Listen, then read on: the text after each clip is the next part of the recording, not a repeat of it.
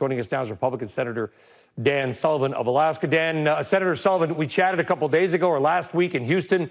It's good to chat with you again. Obviously, the environmental side is going to be ticked off about this. There's been a lot of misinformation about what indigenous tribes may support it. Tell us what's really going on. Do many of the indigenous tribes that are the ones that are going to be living around this facility when it's built, do they support it? Yes, they do, 100%. And it's not 100% support, but the vast majority of Alaska Natives, all the major organizations, our Native organizations, are fully in support of the Willow project. And Brian, as you and I have talked about, it's a frustration because you have these lower 48 groups that want to come up here, tell Alaskans how to live, but more importantly, tell the Alaska Native people who have lived in Alaska for thousands and thousands of years what's supposedly good for them is condescending. Our Native leaders have talked about the second wave of colonialism, eco-colonialism from these groups.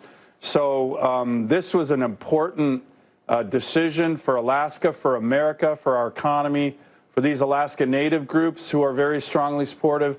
And as you and I have talked about, for national security for America. American energy is American power. And our adversaries, whether it's Xi Jinping or Putin, fear American energy power. And this decision is going to help enhance that for our country.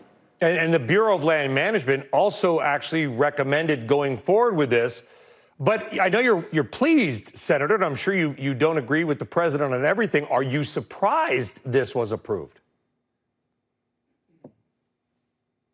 Well, look, as you know, we had a meeting, our congressional delegation, Senator Murkowski, Congresswoman Peltola, and I had over an hour-long meeting with the president and his top advisors on this decision.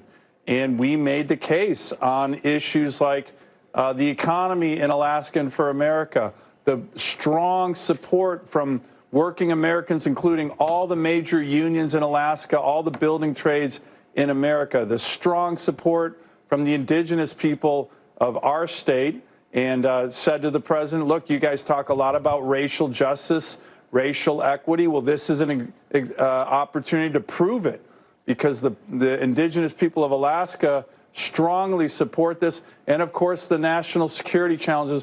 But the one thing, Brian, that I think is important is the administration's own environmental impact statement talked about how this is Alaska has the highest environmental standards in the world, lowest greenhouse gas emissions of any major project in the world. And if we need energy, which we do, and we're going to need energy for decades, why would you not want to produce it in Alaska with our high standards as opposed to getting it from places like Venezuela, where this administration lifted sanctions a couple months ago on Venezuela? We're now importing 100,000 barrels a day from Venezuela.